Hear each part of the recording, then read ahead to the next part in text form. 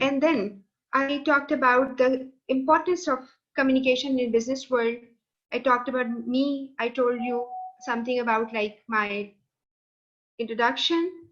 Then I told you that there are multiple ways through which we are going to be connecting with people. It's no more going to be relying on in-person talk कि आप सामने बैठी है तो बात हो रही है, but there are many ways we can communicate with others और उसके लिए हमें अच्छी communication चाहिए because it's going to be a competition. It's a world of competition. आपके साथ जितने भी लोग आपके colleagues बैठे होते हैं वो आपके साथ competition में होते हैं. और ये बात याद रखिए कि दिस इज नो मोर, हमारी जो वर्ल्ड है वो श्रिंक कर गई हुई है. It's like going to be, लोग हमेशा से कह रहे हैं कि दुनिया has become a global village जिसमें बाउंड्रीज जो है वो आपके पास नहीं है.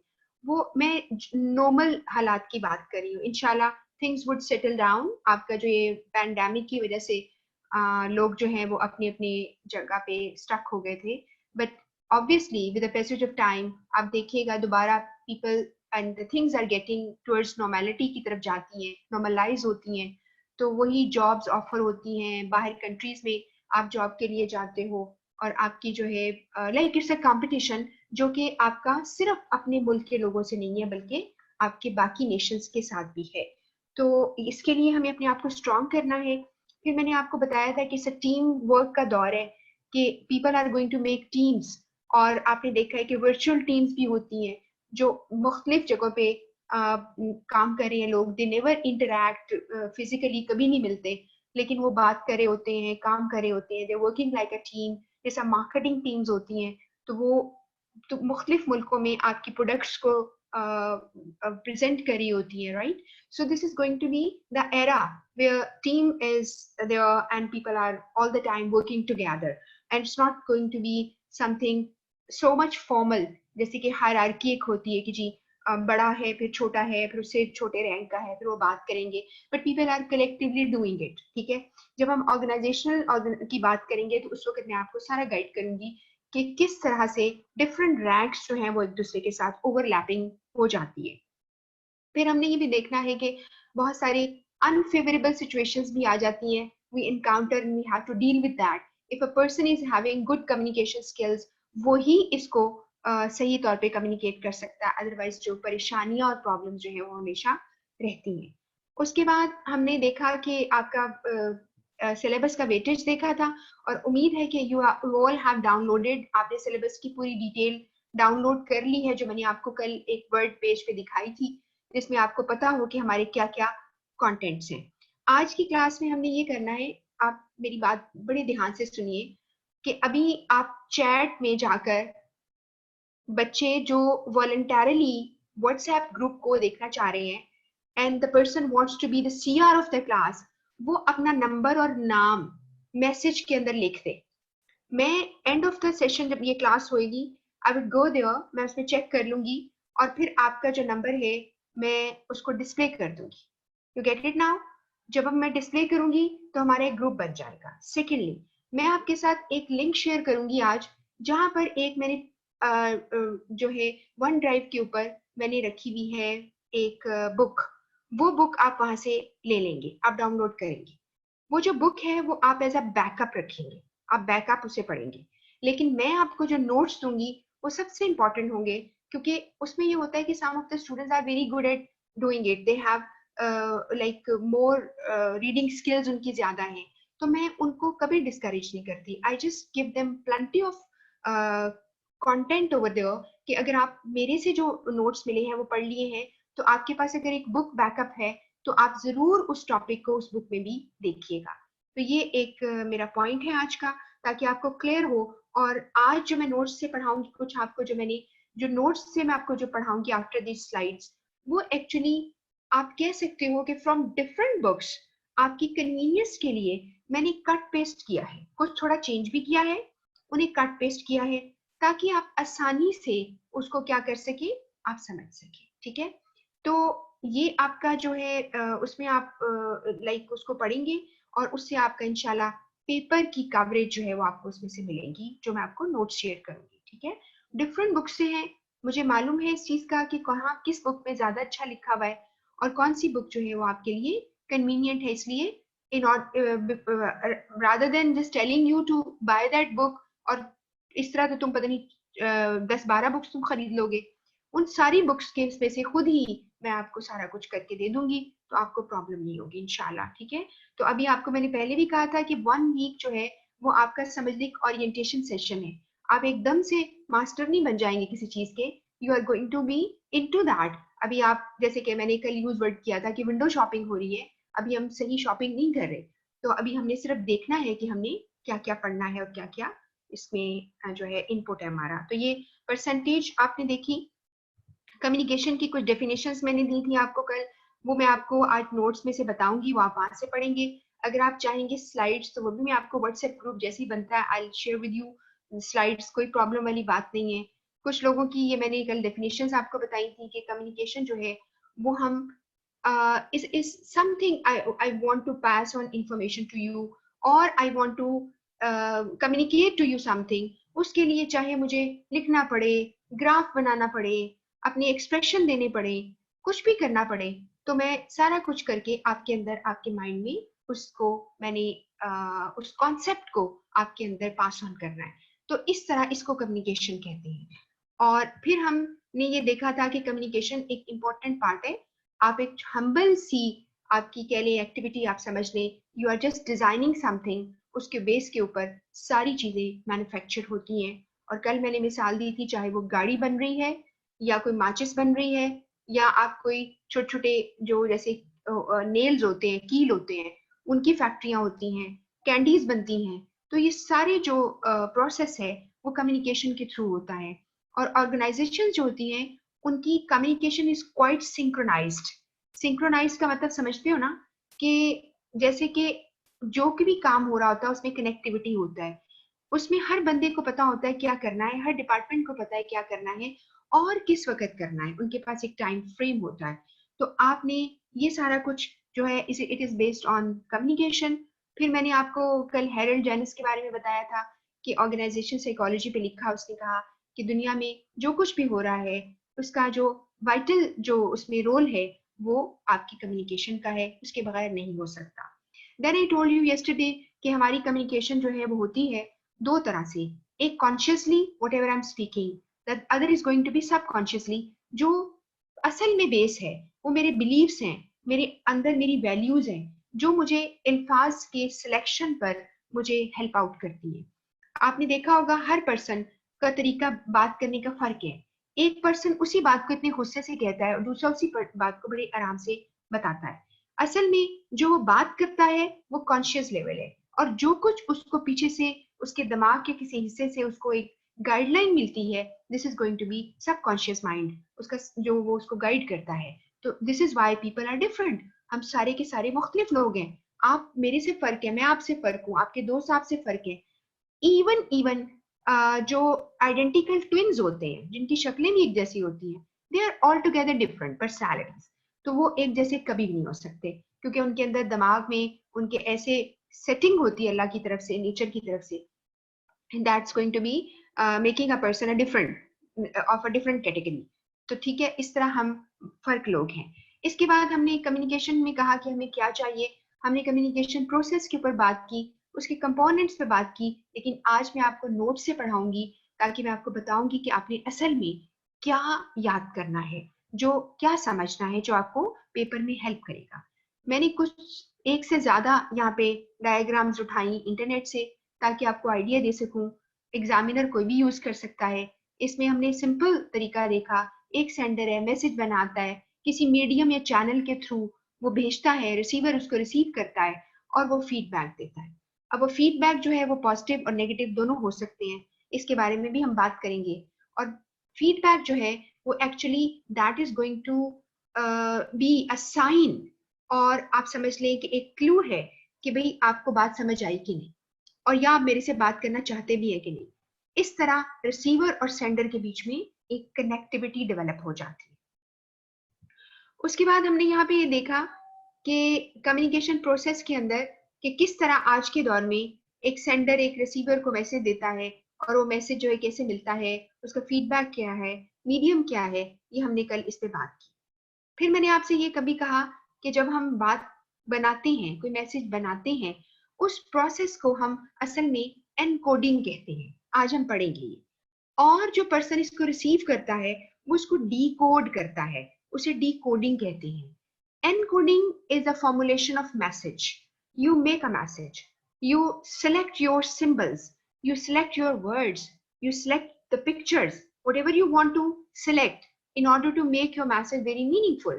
और then you are passing on this information to other person, आप दूसरे को देते हो और वो पर्सन इसको लेता है, अंडरस्टैंड करता है और उसके मुताबिक काम करता है। कभी कभार ऐसा होता है कि आप किसी को बात कहते हो और आपको लगता है कि आपने बात कह दी और उसको समझ आ गई, और जब हम देखते हैं तो उसको कोई बात समझ नहीं आई होती। उसकी वजह ये है कि आपकी जो सेट ऑफ प्रायोरिटीज है वो फर्क है, रिसीवर का सेट ऑफ प्रायोरिटीज बिल्कुल फर्क होता है।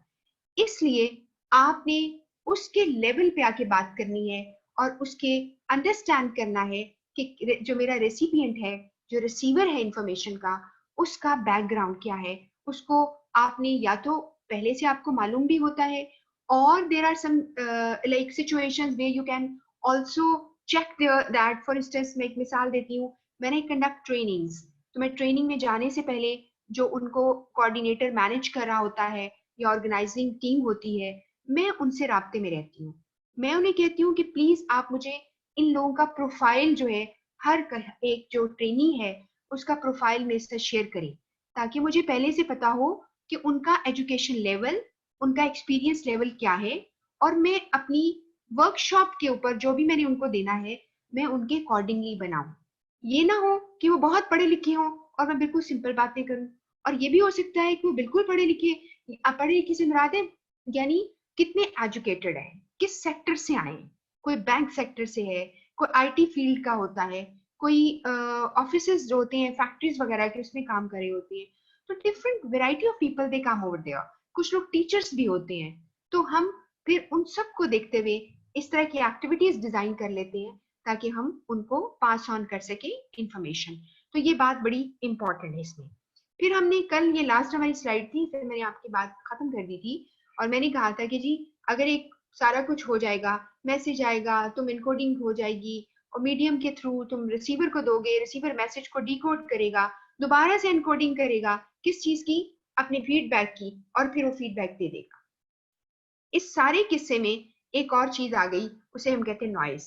नॉइज जो है वो कुछ लोग कहते हैं कि ये एक ऑल्सो एलिमेंट है, क्योंकि नॉइज को तुम डिनाई नहीं कर सकते। आज हम नॉइज की कुछ टाइप्स को भी देखेंगे और कल तक हमारा टॉपिक जो है काफी हद तक कवर हो चुका होगा इंशाल्लाह। और फिर वही बात है, आई विल मेक श्योर कि एक तो मैं आपको लिंक शेयर कर रही हूँ, दूसरा ये कि मैं अभी बाद में क्लास के 5-7 मिनट्स रह जाएंगे तो आई चेक द चैट, और जिसमें लोगों ने मुझे ऑफर किया है कि I want to be the CR of the class, तो उसको हम जो है वो वहां पे डिस्प्ले करेंगे और फिर आप एक व्हाट्सएप ग्रुप बना लीजिए। जी, अब बहुत ही इंपॉर्टेंट है, अब बहुत ध्यान से रिलैक्स होके बैठ जाओ। जो कल नहीं देखा था वो आज हम पढ़ रहे हैं ये चीज। बहुत रिलैक्स हो जाओ और कहते ना लंबा सांस लो और फिर सीधे होके बैठो। और मैंने कल भी रिक्वेस्ट की थी, लेट के मत पढ़ा करो, आप बैठ के पढ़ा करो, टेबल पे बैठा करो। क्योंकि वजह यह है कि आपकी स्पाइन जो है वो सीधी होनी चाहिए, आपकी जो बैक बोन है वो स्ट्रेट होनी चाहिए, जिससे मैसेज प्रोपेगेशन सबसे ज्यादा होता है। और अगर वो नहीं की तो फिर प्रॉब्लम हो जाती है।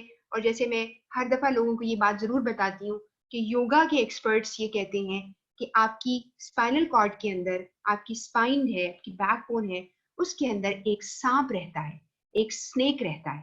आप हैरान होंगे ये कैसे हो सकता है। वो यानी सिंबॉलिकली एक स्नेक रहता है, और स्नेक क्या करता है, वो कॉइल बनाता है। उसकी आदत क्या है, कर्व बनाने की। जब जमीन पे आप देखते हैं कि वो रेंग रहा है तो वहां पर भी क्या है, अपनी कॉइल बनाता है। बिल्कुल ऐसे ही आपकी जो स्पाइन होती है ये कॉइल बनाती है। और अगर आपको आदत हो जाए बहुत ज्यादा, आप स्ट्रेट होके नहीं बैठते, तो आप देखिए आप में से फैमिली में कोई लोग होंगे, आपने देखा होगा कि ये जब यंग थे तो उनकी हाइट ज्यादा थी, और जब वो बूढ़े हो जाते हैं, थोड़ा सा भी बूढ़े होते हैं, तो क्या है, उनकी स्पाइन जो है वो श्रिंक कर जाती है, उनकी बॉडी श्रिंक कर जाती है। It is because of their habit. उनकी जो उनकी हैबिट है कि वो इस तरह से बैठते हैं या इस तरह से चलते हैं, अपने आप को ड्रूप करके चलते हैं। तो ये मैं आपको समझा रही हूँ कि please take care of yourself, because अभी दुनिया में आपने इंशाल्लाह बहुत काम करने हैं, ठीक है? तो आप यंग बच्चे हो और अपने आप को बहुत ज्यादा स्मार्ट तरीके से रखा करो, ठीक है? अच्छा जी, अब फोकस हमारा यहाँ पे ये है कि एक डायग्राम हम देख रहे हैं, ये हर्टा मर्फी की बुक से है। ये वो बुक है जो आपके सिलेबस में रिकमेंडेड है। मैंने आपसे कहा है कि अगर आपके पास वो बुक है, आई डोंट माइंड, आप जरूर पढ़ें, ठीक है? कोर्टलैंड बबी की एक बुक भी recommended as a reference book recommended है, आप बिल्कुल पढ़ें, आपका दिल चाहता है आप 1000 दफा पढ़ें। मगर जो मैं आपको चीजें बहुत जरूरी हैं उनमें से, इसकी बेस पर आपको पेपर में सवाल आते हैं, वो आपके सामने मैं खुद ही निकाल दूंगी। अब देखिए कि आपको कुछ चीजें समझनी है ध्यान से। सेंडर को हम एनकोडर कहते हैं, जो मैसेज को सेंड करता है। और इसके अलावा जो ओरिजिनल बुक है उसमें उन्होंने यहाँ पे सेंडर वाले ब्लॉक में कुछ और चीजें भी डाली हैं। उसमें उन्होंने लिखा है आपकी कम्युनिकेशन स्किल्स, आपका एक्सपीरियंस, आपका नॉलेज, आपकी एजुकेशन और सब्जेक्ट का नॉलेज और आपका वे ऑफ स्पीकिंग या राइटिंग, वो सारा कुछ आपके अंदर है, वो आपको बनाता है, वो आपके एलिमेंट्स हैं। उन सारों की बेस के ऊपर इवन आपकी वैल्यूज, इवन आपका एटीट्यूड, उसकी बेस पर तुम एक मैसेज बनाते हो और तुम नंबर ऑफ सिंबल्स को सिलेक्ट करते हो। एक मिसाल मैं देती हूँ, आपने किसी को कहना है कि बैठ जाओ, आप रिसेप्शन पे खड़े हैं, कोई सेमिनार होने लगा है और लोग आ रहे हैं और आपने उनको बिठाना है।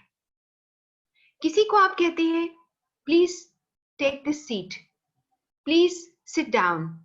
कोई कहता है बैठ जाइए, कोई कहता है बैठ जाओ, यहां बैठ जाओ। तो क्या है कि सारे लोगों ने बात तो एक ही कही, जिसके जवाब में आपका रिसीवर बैठ जाएगा, उसको बात समझ आएगी, वो बैठ जाएगा। कोई तमीज वाला होगा तो कहेगा थैंक यू वेरी मच बैठते वक्त, और जो बिठाने वाला है वो कहेगा माय प्लेजर। ये सारी बातें क्या हैं? ये आप हैं, ये मैं हूं, मेरा तरीका है। वही डीलिंग मैंने की, वही डीलिंग किसी और ने की, तो that would be all together a different story. तो हमने कैसे कम्युनिकेट किया? अब सेंडर ने कम्युनिकेट किया रिसीवर को, दरमियान वाला ब्लॉक सिर्फ पहले पढ़े, उसमें लिखा है मैसेज। लिखकर या बोलकर मैसेज किया, और मैंने कोई मीडियम इस्तेमाल किया, जैसे कि मैंने टेलीफोन इस्तेमाल कर लिया, मैंने प्रिंट आउट भेजा, मैंने ईमेल कर दी, कोई भी मीडियम मैंने इस्तेमाल किया। उस मीडियम के जरिए रिसीवर के पास मैसेज गया, और रिसीवर की भी वो एजुकेशन, रिसीवर की स्किल्स, रिसीवर की एक्सपर्टीज सारी काम आएंगी। और वो क्या होगा कि वो रिसीवर जो है वो क्या करेगा, वो मैसेज को पढ़ेगा। अब उसने मैसेज को डिकोड किया, यानी उसने खोला। अब अगर उसका नॉलेज नहीं है, ठीक है, तो वो कहेगा कि ये क्या है। मिसाल तो एक मुहावरा मेरे जेहन में आ रहा है, इंग्लिश का मुहावरा है sitting on fence, somebody sitting on fence. अब आपको पता है फेंस होती है बाड़, ठीक है? सेंडर ने कहा somebody sitting on fence, receiver ने कहा अच्छा अच्छा मैं बाहर निकल के देखता हूँ, कोई बंदा बाड़ पे बैठा हुआ है। असल में सिटिंग ऑन फेंस एक मुहावरा है जिसका मतलब है कि एक पर्सन जब दो पार्टियों को एक ही वक्त में सपोर्ट करता है, उसे कहते हैं he is sitting on fence, ठीक है? जिस तरह, आई एम सॉरी मैं पॉलिटिक्स पे बात नहीं करती, लेकिन कुछ लोगों का ख्याल है Sheikh Rashid is always sitting on fence. अगर आप में से कोई उसका बहुत लवर है तो आई एम सॉरी, मैं किसी को हर्ट नहीं करना चाह रही, ये मैं अखबार में कहीं पढ़ा था तो मैं आपको बता रही हूँ, किसी ने आर्टिकल में लिखा। या किसी और की मिसाल ले लें, people are sitting on fence, they are supporting. तो क्या हुआ, रिसीवर को बात समझ आ गई, क्योंकि उसने डिकोड किया, उसका नॉलेज था, एक्सपर्टीज थी, उसको बात समझ आ गई। लेकिन एक दो और चीजें भी हम देखेंगे आज। वो ये है कि सेंडर को रिसीवर का ख्याल करके बोलना चाहिए, उसको वर्ड्स का इस्तेमाल उसकी नीड के मुताबिक करना चाहिए। अगर वो कोई ऐसी टर्म्स यूज कर लेता है या कोई टेक्निकल जार्गन यूज कर लेता है, आपको टेक्निकल जार्गन क्या है ये भी समझना है, मैं आपको बताऊंगी, इस पर आपको एमसीक्यूज आते हैं। तो आपने कोई टेक्निकल टर्म ना यूज करो, बेचारे रिसीवर को नहीं पता। अब आप में से कोई लोग जो है वो आईकॉम वगैरह अगर किया आप लोगों ने, या किसी का बीकॉम बैकग्राउंड है, मैं एक टर्म यूज करती हूँ, मैं कहती हूँ बैड डेट केस है, ये बैड डेट है। अब रिसीवर बेचारे को क्या पता ये बैड और डेट ये क्या होता है, कोई बुरी सी चीज होगी। बैड डेट का मतलब होता है कि आपने क्रेडिट पे चीजें बेची, उधार बेची, person is not paying you back, और उसका टाइम गुजर चुका है, और वो उस केस को हम कहते हैं ये बैड डेट है, यानी ये उधार है जो वापस नहीं आया। तो कहने का मतलब है कि आप टेक्निकल जार्गन का इस्तेमाल ध्यान से करेंगे ताकि रिसीवर को बॉदरेशन ना हो मैसेज को समझने में। अब रिसीवर ने नीचे वाले ब्लॉक पे आ जाओ तो फीडबैक दिया, उसने ओरल दिया, रिटन दिया, एक्शन दिया, साइलेंस दिया, पॉजिटिव या नेगेटिव कुछ दिया। मिसाल के तौर पर मैंने कुछ कहा, उसने कहा नहीं नहीं नहीं आपका आइडिया ठीक नहीं है, यानी उसने मुझे करेक्ट किया। मैंने कुछ कहा तो उसने कहा वेल डन, बहुत अच्छा किया, उसने मुझे एंडोर्स किया, उसने मुझे क्या किया, पॉजिटिव मुझे फीडबैक दिया। और कभी कभार ऐसा भी तो होता है कि फीडबैक यही है, फॉर इंस्टेंस आपने किसी से कहा प्लीज यहाँ बैठ जाइए, वो बैठ गया खामोशी से, तो खामोशी से उसका बैठ जाना एक्शन, वो भी उसका फीडबैक है, ठीक है वो बैठ गया है। तो कभी कभार आपके वर्ड्स और कभी कभार एक्शंस और कभी कभार नॉन एक्शंस, सबके सब आपका फीडबैक होते हैं, ठीक है। तो आप अभी जो हम पढ़ रहे हैं ये बहुत ही आपकी इनिशियल स्टेज है, आपको आहिस्ता आहिस्ता बातें बहुत अच्छी तरह से समझ आना शुरू होंगी। इसके बाद ऊपर टॉप पे एक बड़ी स्ट्रॉन्ग स्टोरी है, कॉन्टेक्स्ट पड़ा हुआ है, इसको समझ लो। कॉन्टेक्स्ट, अभी जो बच्चे जो हैं बार बार मुझे देख रही हूँ और हाथ रेस कर रहे हैं या कुछ क्वेश्चन पूछ रहे हैं, मैं क्वेश्चन एंड में देखूंगी। बच्चों अभी तुम सुकून से बैठो, और जो भी तुमने सवाल कर रहे हो ना, मोहम्मद अमीन वारसी का नाम इस वक्त नजर आ रहा है, नकीबुर रहमान का नाम नजर आ रहा है, बेटा व्हाट्सएप ग्रुप्स बनने दो, वहां पे जितने सवाल करोगे मैं जवाब दूंगी। इस वक्त अगर मैं बीच में एक एक पर्सन को लेके बैठ गई तो हमारा टॉपिक यहीं पे रह जाएगा। आप मेरी बात समझ रहे हो ना? तो आप प्लीज पहले बड़े ही पेशेंस के साथ मुझे सुने, और फिर हम इंशाल्लाह इस पे बात भी करेंगे, you don't worry about it. तो हम इसको देखेंगे, मैं भी देखूंगी कि आपने क्या क्या क्वेश्चंस भी किए। कॉन्टेक्स्ट की बात करते हैं। कॉन्टेक्स्ट को बहुत से लोग नहीं जानते, लेकिन आपको जानना बहुत जरूरी है। कॉन्टेक्स्ट एक ब्रॉड फील्ड है। ब्रॉड फील्ड का मतलब है, मैं भी आपको इसकी डेफिनेशन भी दूंगी अभी। Context is the surrounding in which communication is taking place. मैं और तुम बात कर रहे हैं और ऑफिस इज द कॉन्टेक्स्ट। इस वक्त ऑफिस का माहौल है और मैं और तुम बात कर रहे हैं, तो हम बड़ी फॉर्मल बात करेंगे चाहे हम क्लोज फ्रेंड्स क्यों ना हो। तो कॉन्टेक्स्ट मीन माहौल मुझे इस चीज के ऊपर मजबूर कर रहा है कि हम फॉर्मली बात करें। नंबर 2, क्लासरूम है, आप टीचर है, बैठे उसके सामने अपने फ्रेंड से अगर तुमने पेन भी मांगना है तो रिक्वेस्ट करके मांगोगे जैसे तुमसे ज्यादा तमीज वाला इंसान ही कोई नहीं। और अगर टीचर ना होते तो शायद तुम उसका बैग खोल के खुद निकाल लेते। तो क्या है, कॉन्टेक्स्ट जो है वो हमारी कम्युनिकेशन पे अफेक्ट करता है। कॉन्टेक्स्ट के बड़े रोल्स हैं, अभी हम कॉन्टेक्स्ट को छोड़ना नहीं है, अभी हमने इंटरपर्सनल कम्युनिकेशन के अंदर भी इसको पढ़ना है। कॉन्टेक्स्ट के बड़े रोल्स हैं।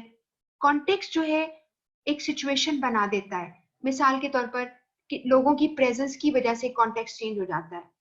किसी चीज की अर्जेंसी है, काम फौरन के फौरन करना है, उससे भी कॉन्टेक्स्ट चेंज हो जाता है।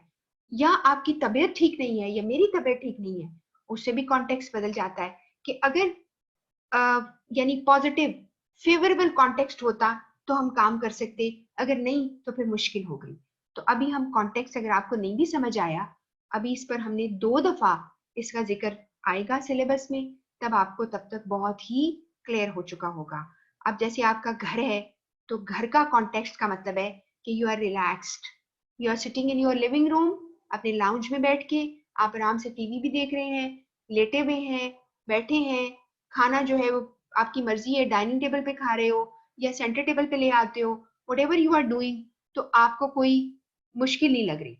लेकिन उसी जगह वही घर अगर आपके कोई फॉर्मल गेस्ट आ जाते, तो आप देखिएगा आपकी टोन ही चेंज हो जाएगी। अब ना आपकी सारी तमीज जो है वो सामने आ जाएगी। आप डाइनिंग टेबल पे बैठ के आराम से खाना भी खाएंगे, अपनी प्लेटें उठा के किचन में भी रखाएंगे, जो कि आम हालात में आप ऐसा नहीं करते। तो कॉन्टेक्स्ट जो है वो हर वो चीज जो कि सिचुएशन को चेंज कर दे, that is making the context. आपको समझ आ गई बात की? तो ये हमारा एक छोटा सा इसके ऊपर बात थी। उसके बाद हमने यहाँ पे पीछे करके नॉइज पढ़ा था। हमने नॉइज पढ़ा था, अभी मैं इसकी आपको डिटेल स्लाइड पे भी ठीक है, लेकिन मैं आपको पढ़ाऊंगी नोट्स में वो ज्यादा बेहतर है, उसमें ज्यादा डिटेल में लिखा है। फिजिकल नॉइज में नॉइज क्या होता है, जो इंटरफेयर करेगा फिजिकली, यानी इस वक्त आपकी जैसे कमरे में गर्मी या सर्दी लग रही है, या कोई शोर है, या म्यूजिक किसी ने ऊंचा बजाया है, तो फिजिकल नॉइज आपको तंग कर रहा है। साइकोलॉजिकल नॉइज का मतलब है आपकी अंदर दिमाग में कुछ परेशानियां हैं, आप जो है डेडलाइन करीब आ रही है, आपको किसी चीज के बारे में वरीज हैं, तो ये साइकोलॉजिकल नॉइज आपके दिमाग में है। या एटलीस्ट आपको कोई चीज पसंद नहीं आती, आप बायस्ड हो, आपको स्पीकर नहीं अच्छा लग रहा, तो नॉइज दिमाग में आ जाएगा। फिर है physiological noise. Physiological noise is with your physiology, body. आपकी बॉडी में कोई प्रॉब्लम है, आपके सर में दर्द है, खुदा ना खासा आपकी तबीयत ठीक नहीं है, तो सारा कुछ, या आपको सख्त भूख लगी है, आपसे बात नहीं हो रही, इसको फिजियोलॉजिकल नॉइज कहते हैं। इस पे पेपर में सवाल आते हैं ये नॉइज के ऊपर, इसकी टाइप्स के ऊपर, हम डिटेल में नोट्स में पढ़ेंगे। यहाँ पर एक सिर्फ आपको एक व्यू दे रही हूँ। उसके बाद सिमेंटिक नॉइज आता है। सिमेंटिक जो है बच्चों, इसका मतलब होता है मीनिंग्स, ये बात याद रखिएगा। सिमेंटिक्स मीनिंग का नॉइज, इसका मतलब है, मिसाल तो लिखा है स्पेशल जार्गन, और भी बहुत सी मिसालें हैं, इसको आहिस्ता आहिस्ता हम पढ़ेंगे। तो ये स्लाइड पे जो कुछ लिखा है, अगर आपको नहीं भी समझ आता, सिर्फ मैं इसकी हेडिंग से आपको आइडिया दे रही हूँ। सिमेंटिक नॉइज मीनिंग का नॉइज, आपने कोई लफ्ज बोला, दूसरे को उसके मीनिंग का नहीं पता, जैसे मैंने अभी आपसे कहा था सिटिंग ऑन फेंस, आप कहते हो। कोई अंग्रेजी में कहता है bury your head in sand, आपने अपने सर को रेत में डाल दिया, तो इसका क्या मतलब है, आप बीच पे खड़े हैं, आपने सर रेत में डाल दिया, इसका मतलब है इस तरह तो इंसान की डेथ हो जाती है। इसका मतलब होता है कि अपना सर सैंड में देना, रेत में देने का मतलब होता है हकीकत से नजरें चुराना। तो क्या है, ऐसे इस्तेमाल ना करो वर्ड्स जो आपके रिसीवर को समझ ना आए। इसमें सबसे इंपॉर्टेंट जो चीज होगी सिमेंटिक नॉइज में, वो है टेक्निकल जार्गन। आपने जार्गन का इस्तेमाल नहीं करना। एक डॉक्टर अगर आपको उसी मेडिकल टर्म में बताता है कि आपको क्या प्रॉब्लम है, तो आपको नहीं समझ आएगी। एक लॉयर अपनी लैंग्वेज में आपको समझाता है, मैं एक ले मैन हूँ, एक आम आदमी हूँ, आई वॉन्ट अंडरस्टैंड, मुझे प्लीज सादा लफ्जों में बताइए, तो सिमेंटिक नॉइज क्रिएट हो जाता है। इसके बाद सिमेंटिक्स की मैंने डेफिनेशन डाल दी है। Semantic is a study of meaning, it is used to understand human expression through language. आपका जो आपकी मीनिंग है, किसी भी चीज के मीनिंग, वो पॉजिटिव नेगेटिव भी लिए जा सकते हैं, या किसी चीज के क्या मीनिंग है किसी कल्चर में, उसको हम सिमेंटिक्स कहते हैं। ठीक है, और अगर किसी बच्चे को पता है, तो एक बड़ा फील्ड है, उस फील्ड को हम कहते हैं लिंग्विस्टिक्स, यानी साइंस ऑफ लैंग्वेज। तो क्या होता है कि उसकी एक ब्रांच है सिमेंटिक्स, साइंस ऑफ मीनिंग्स, यानी मीनिंग्स का फर्क है। और अक्सर ऐसा होता है कि एक कल्चर में किसी वर्ड के मीनिंग पॉजिटिव होते हैं, और किसी के यहाँ नेगेटिव होते हैं, और किसी के यहाँ बहुत ज्यादा एक ऑनरेबल मकाम होता है किसी का। मिसाल के तौर पर, जब हम अपने दादा दादी या नाना नानी का जिक्र करते हैं, या ग्रैंड पेरेंट्स कहते हैं, we feel a kind of respect. हमारे कल्चर में उनकी बहुत रिस्पेक्ट है। बाहर के कल्चर में they put them in old homes, they don't worry about it, and they have many many justifications. वो कहते हैं कि कोई बात नहीं, घर में तो ये और बीमार हो जाएंगे, ओल्ड होम्स में तो उनकी टेक केयर होगी, अपनी जैसी एज के लोगों के साथ बातें बातें करेंगे, अच्छा वक्त गुजरेगा। तो this is going to be, again I would say, is a what semantic noise भी है, वैल्यूज का डिफरेंस है। ये कुछ सारा कुछ हमने इसको हम देखेंगे, और नोट्स में से इसे ध्यान से पढ़ेंगे। इसके बाद एक स्लाइड के ऊपर ये टेक्निकल नॉइज चूंकि ऐड हुआ था, इसलिए मैंने ये स्लाइड आपको दिखा दी। टेक्निकल नॉइज में टेलीफोन कनेक्शन ठीक नहीं है, इंटरनेट नहीं आ रहा, आवाज कट रही है, या कुछ और प्रॉब्लम आ रही है, फैक्स नहीं चल रही, सर्वर डाउन हो गया है, ऑल टेक्निकल नॉइज। फिजिकल मैं बता चुकी हूँ, जिस जगह पे तुम बैठे हो, जिस जगह बात कर रहे हो, उस फिजिकल कंडीशन ठीक नहीं है, चाहे गर्मी सर्दी लग रही हो तब भी आप नहीं समझते। एक और यहाँ पे एडिशन था, इसलिए मैंने स्लाइड रखी, वो है सोशल नॉइज। ये लोगों की वजह से प्रेजुडिस्ड होना, प्रेजुडिस मीन तासुब का शिकार, लाइकिंग डिसलाइकिंग का शिकार, या फिर social noise because of colour, race, gender, age, इसकी वजह से नॉइज आ जाता है, तो इसे सोशल नॉइज कहते हैं। Like when you mix up with people, you socialize with people, and if there are some elements that's causing problem. और सबसे बड़ा सोशल नॉइज की जो मिसाल है ना, वो मैं आपको देती हूँ, वो है स्टेटस डिफरेंस। एक बंदा एलीट क्लास से या अपर क्लास फैमिली का, एक मिडिल क्लास है, एक लोअर मिडिल क्लास है, एक बहुत ही गरीब है, तो हर वक्त वहां सोशल नॉइज रहेगा। ठीक है, लोग टॉलरेट नहीं करेंगे एक दूसरे को। इसके अलावा सोशल नॉइज रहे, बाजू का इंटरेक्शन से हो जाता है, बड़े रैंक के लोग, छोटे रैंक के लोग, उसमें भी नॉइज आता है।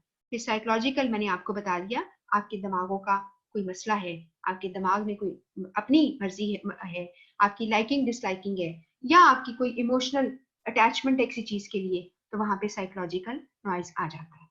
कॉन्टेक्स्ट की डेफिनेशन है, is a cultural social setting in which communication occurs. ये आपको नोट्स में से कहूंगी बार बार कि वहीं से आप पढ़ेंगे। ये सिर्फ स्लाइड्स का मसला क्या है, स्लाइड्स जो है एक विजुअल इसके अंदर अपील होती है।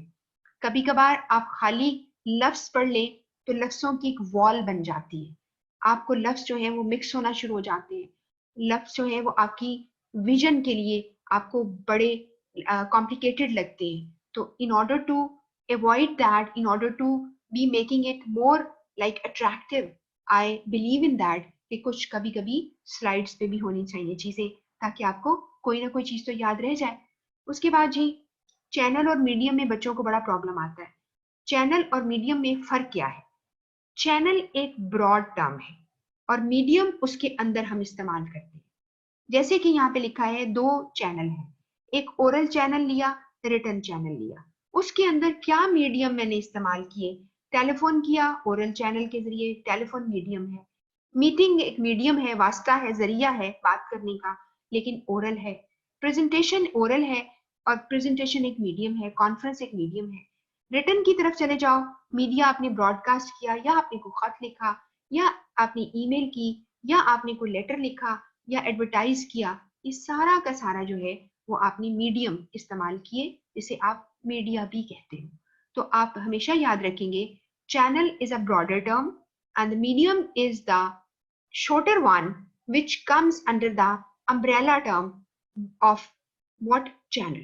अभी इस पर मैंने बहुत आपको डिफरेंट किताबों से लेकर मैंने नोट्स में लिखा है, आपको बिल्कुल परेशानी नहीं होगी। ठीक है, और एक बात प्लीज याद रखिए, एफएफएससी वाले स्पेशली बच्चे और स्पेशली एफएससी वाले, आई एम सॉरी टू से, लेकिन एक बात याद रखना कि जरूरी नहीं होता कि हमने चीजों को क्रैम करना है, रट्टा लगाना है, क्योंकि हमें आपका कसूर नहीं है, हमारे सिस्टम का कसूर है। हमारा सिस्टम हमें सिखाता है यू लर्न दिस वे। जैसे फॉर इंस्टेंस हमारे सिस्टम में क्या है, आपको अंग्रेजी पढ़ाई जाती है थ्रू ग्रामर ट्रांसलेशन मेथड, कि आपने जी अंग्रेजी सुनी, उर्दू में ट्रांसलेट किया, आपको बचपन से सिखा दिया गया दिस इज आ टेबल, पूरी क्लास पढ़ी है दिस इज आ टेबल, और फिर टीचर साथ कह रहा है ये एक मेज है। ये क्या बात है? This is not the way. इस तरह हम लैंग्वेज नहीं लर्न करनी चाहिए, हमें लैंग्वेज को डायरेक्टली लर्न करना चाहिए। ठीक है, तो हमें अब क्या करना है, हम इसको पढ़ेंगे ध्यान से, जो चीजें बहुत इंपॉर्टेंट होंगी मैं आपको बताऊंगी साथ साथ कि इस पे सवाल जरूर आपको आता है। और फिर आप जब क्या करेंगे, आप इसको जब उस कॉन्सेप्ट के साथ पढ़ेंगे, तो जस्ट आपने इस तरह से पढ़ना है, conceptual plus deeper understanding, so whatever examiner is asking you. और इसके अलावा जब मैं आपको बहुत सारे एमसीक्यूज आपके साथ शेयर करूंगी, तो वहां पे उसकी लैंग्वेज को भी समझना आपकी जरूरत है। मिसाल के तौर पे एक सवाल आ जाता है, वो कहता है जी take the odd one out, सवाल है, नीचे 4 ऑप्शंस हैं, एक स्टेटमेंट है, क्या करोगे? मुझे पता ही नहीं ऑड वन आउट ये क्या चीज होती है, मैंने तो कभी सुना नहीं। ओके, क्या करूं, बड़ा परेशान बैठा हूं और एग्जामिनेशन हॉल में हूं, मुझे सवाल करना नहीं आ रहा। तो हमें आहिस्ता आहिस्ता प्रैक्टिस करनी है, और जब मैं आपको ये सारे सवाल दे दूंगी, फिर भी आपकी बहुत प्रैक्टिस होगी, और फिर भी आपको कोई चीज समझ ना आए तो you will definitely ask me. और मैंने आपसे ये भी बात कही थी कल कि गूगल अंकल जो है ना, गूगल अंकल, उसको जरूर तंग करते रहा करो।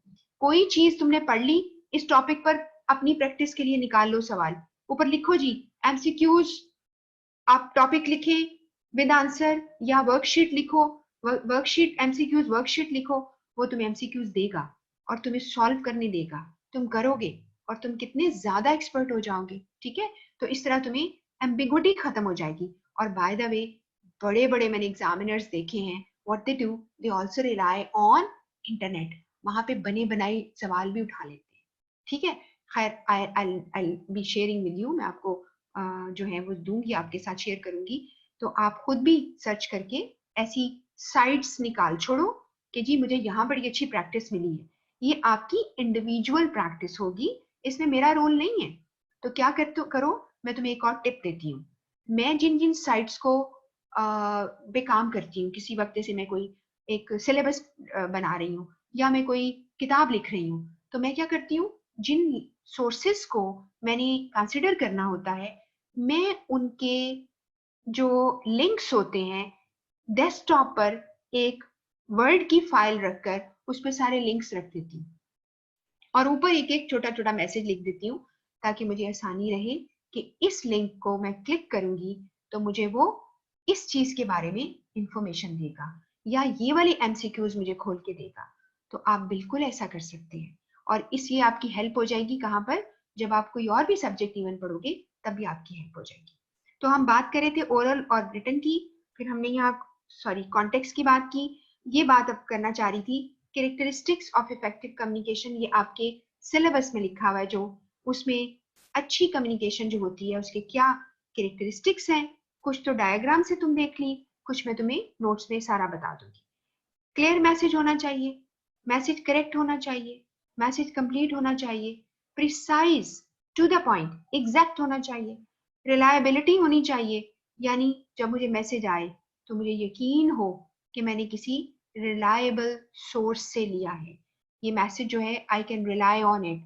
फॉर इंस्टेंस, अगर आपको आपके ऑफिस का मैनेजर आपको कह देता है कि कल आपके टाइमिंग जो हैं 10 की बजाय 9 हो गए हैं, तो you believe in that person, आपके लिए वो रिलायबल सोर्स है। आप ऐसा तो नहीं करेंगे ना, अपने लाइन मैनेजर को छोड़ेंगे और जो आपका सीईओ है उसके कमरे में जा घुसेंगे और कहेंगे सर ये मैनेजर साहब कह रही है बात ठीक है।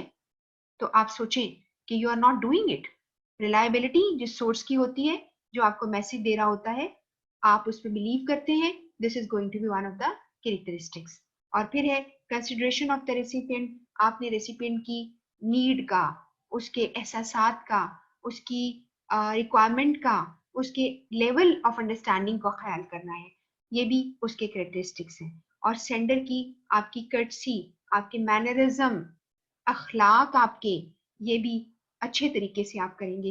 ये सारी चीजें वैसे तो हम 7 C's ऑफ कम्युनिकेशन में पढ़ेंगे, लेकिन कुछ कैरेक्टरिस्टिक जो है वो जैसे आपके एक दफा आपके दिमाग से गुजर जाए, आपकी मेमोरी में कुछ चीजें स्टे हो जाए, कुछ निकल जाएंगी।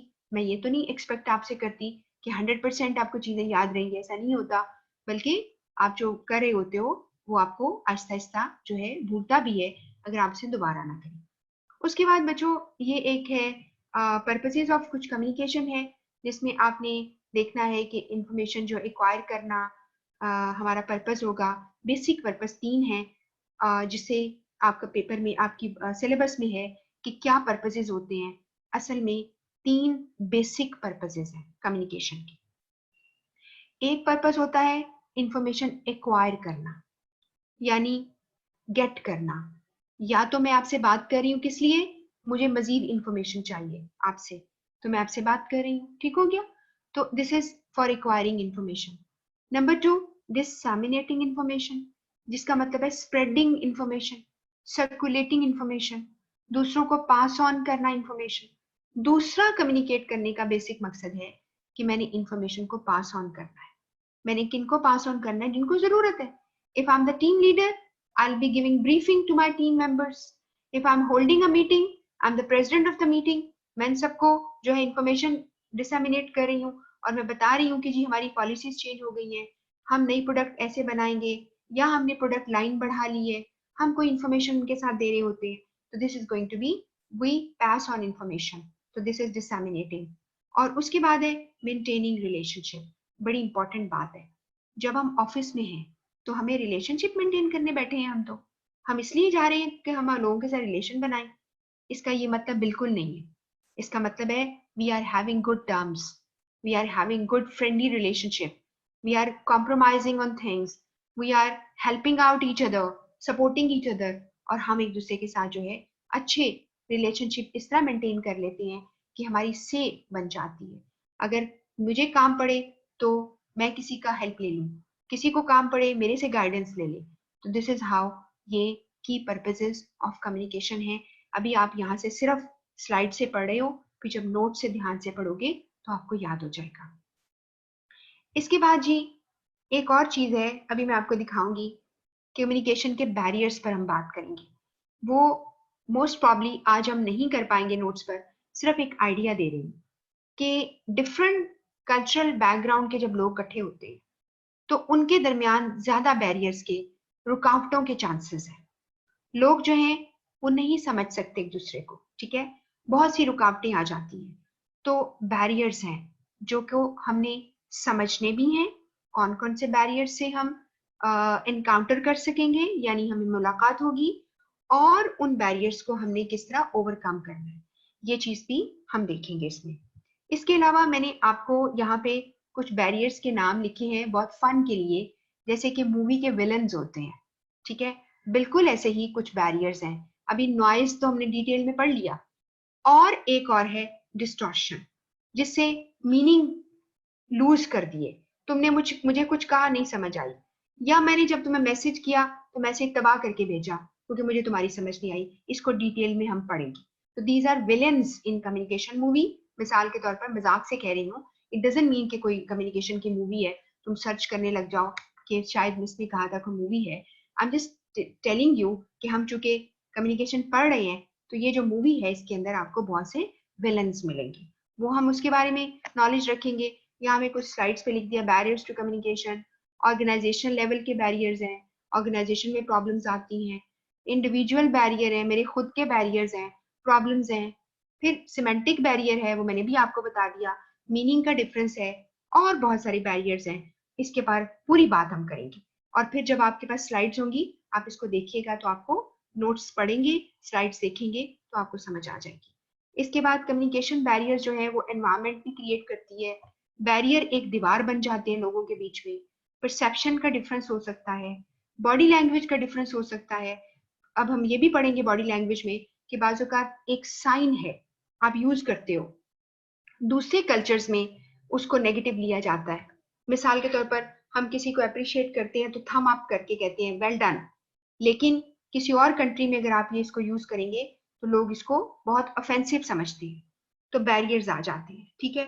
चैनल के इस्तेमाल क्या किया तुमने, आपने बात चाहिए नहीं थी कि आप बोलकर करते, आपको लिखनी चाहिए थी, तो इस तरह ये भी एक बैरियर क्रिएट हो जाता है।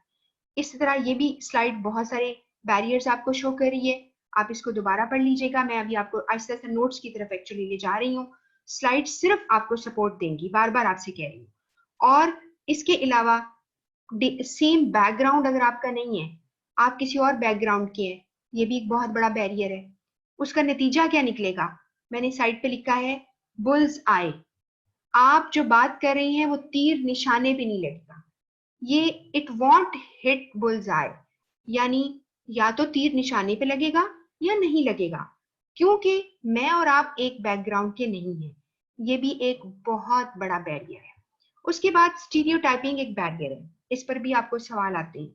मैं आपको बताऊंगी स्टीरियोटाइप्स क्या होते हैं।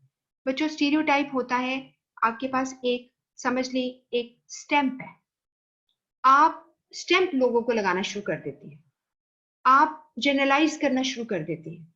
मिसाल के तौर पर एक मिसाल देती हूँ, इसका मिसाल मैं शायद बाद में भी देती रहूंगी। एक स्टीरियोटाइप ये होता है जैसे जेंडर स्टीरियोटाइप है, आप कहते हैं जी खवातीन जो है ना बहुत बातें करती हैं। इसका मतलब है एक खातून आपके ग्रुप में आई, आपने कहा बस जी अब तो हम गए, ये बहुत बातें करेगी, तो आप क्या करें, स्टीरियोटाइप कर रहे हैं।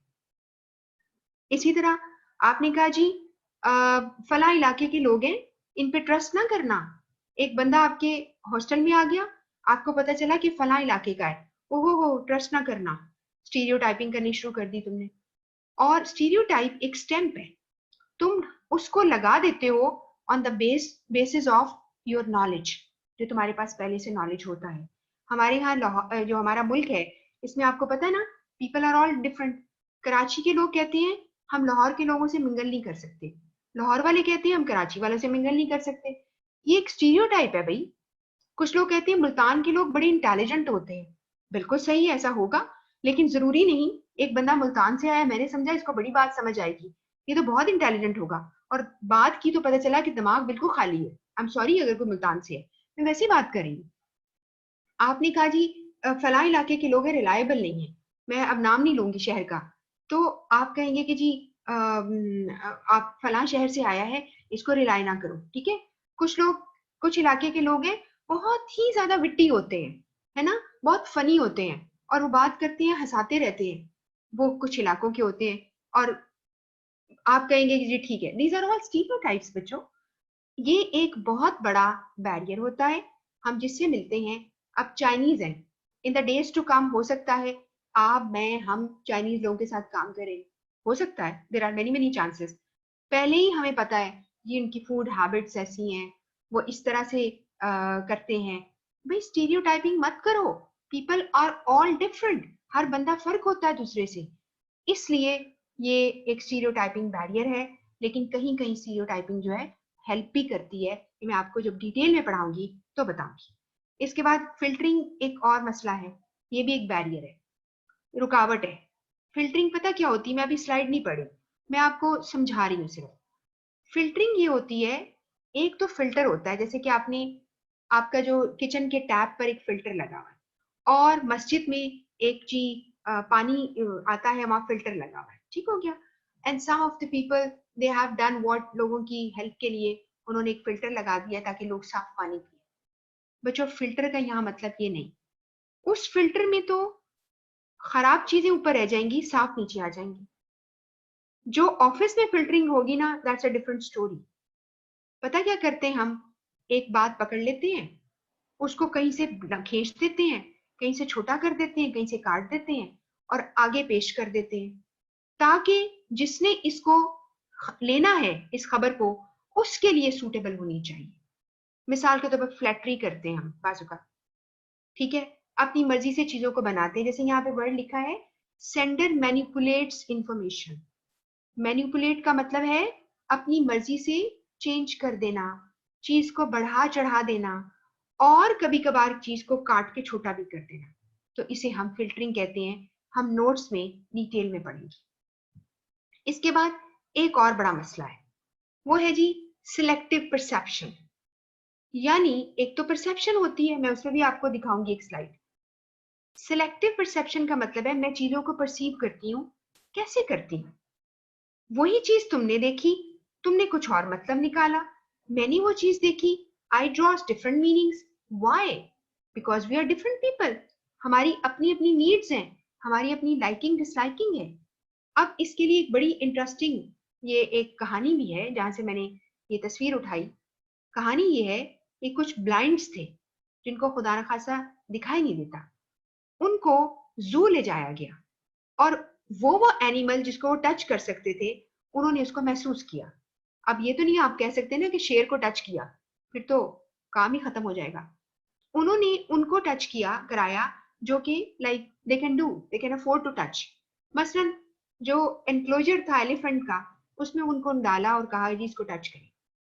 अब उन्होंने उनको उसको टच किया, everybody touched elephant, but because they were blind, when they got back and the teacher asked कि आपने क्या देखा, तो उसने कहा एलिफेंट था। हाउ वाज दैट, कैसा था? उसने कहा जी वो तो जमीन की तरह बड़ा था। किसी ने कहा नहीं नहीं वो स्नेक जैसा था। किसी ने कहा वो बड़ा ही हार्ड था, स्टोन जैसा। तो इस तरह की डिफरेंट लोगों ने, क्योंकि उनका हाथ जहां पड़ा उन्होंने बता दिया।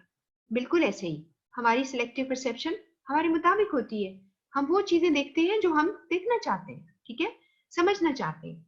उसके लिए सिलेक्टिव परसेप्शन में हम सिलेक्टिवली चीजों को देखते हैं।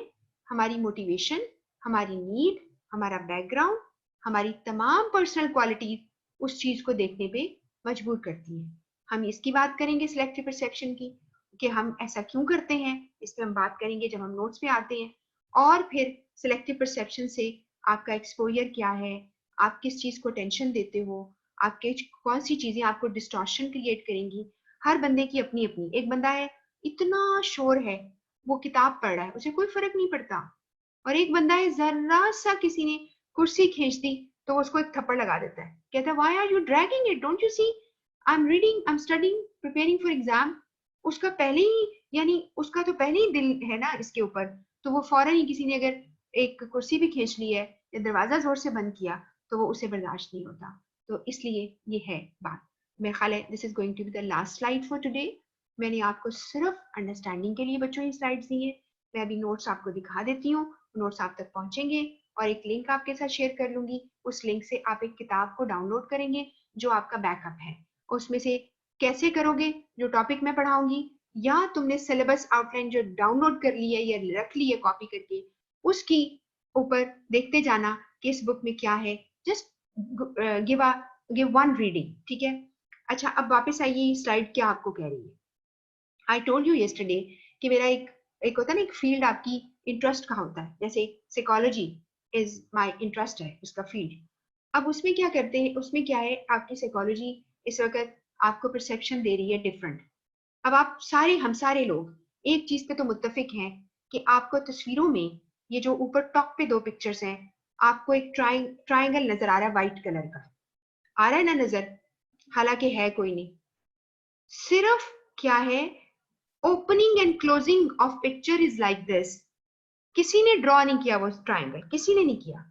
सिर्फ और सिर्फ क्या है कि आपको ओपनिंग एंड क्लोजिंग की वजह से ट्राइंगल नजर आ रहा है। तो अगर मैं कहूँ डिस्क्राइब द पिक्चर, तो आप कहेंगे जी यहाँ पे 3 सर्कल्स हैं और 2 ट्राइंगल हैं। जो ऊपर वाला ट्राइंगल है वो नीचे वाले ट्राइंगल को ओवरलैप कर रहा है और सर्कल्स को भी कर रहा है। ठीक हो गया। इसी तरह नीचे वाली पे देखो तो आपको लग रहा है कि सबसे नीचे बॉटम पर कि एक लाइन लगी हुई है, हालांकि ऐसा नहीं है, कोई लाइन नहीं है। वो प्लेस लाइनें ऐसे की गई है काले वाली कि सफेद लाइन बनती दिखाई दे रही है। तो वो चीजें हम देख रहे हैं जो नहीं मौजूद है, ठीक है। तो हमारी परसेप्शन जो है बाजू का धोखा देती है। तो ये चीज भी हम इसको डिस्कस करेंगे। और लास्ट स्लाइड के ऊपर मैंने रखा हुआ था आपकी बुक्स के नाम है ये, जो बुक्स आपकी as a reference book recommended है आपके कोर्स में, लेकिन उसका सारा रिलेटेड मटेरियल मैं आपके साथ शेयर कर रही हूँ, कल से कर रही हूँ। तो मैं आपको साथ साथ दे रही हूँ, ठीक है। You don't worry about it. If you want to have the book and you want to read yourself, I mean no problem, do it, जैसे मर्जी कर लो। लोगों ने, जैसे मैं मिसाल देती हूँ कि सारी रात बैठ के हैरी पॉटर पढ़े हैं, तो किताब भी पढ़ी जा सकती है, कोई मसला नहीं है। It's all up to you, ठीक है। तो अभी जितना आपको दिया जा रहा है वो आपके लिए काफी होगा। अब हम यहाँ से आपको लेके चलते हैं आपकी बुक नोट्स के ऊपर, ताकि मैं नोट्स पढूं और आपको मैं समझाऊं साथ साथ कि किस तरह से आपने नोट्स को अंडरस्टैंड करना है। जी, आई थिंक कि आप सबको नजर आ रहे हैं। मैं इसको जरा सा बड़ा करती हूँ,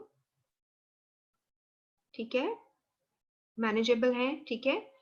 अच्छा, यहाँ पर हम देख रहे हैं कि स्टडी सपोर्ट, इसको मैं स्टडी सपोर्ट मटेरियल कहूंगी।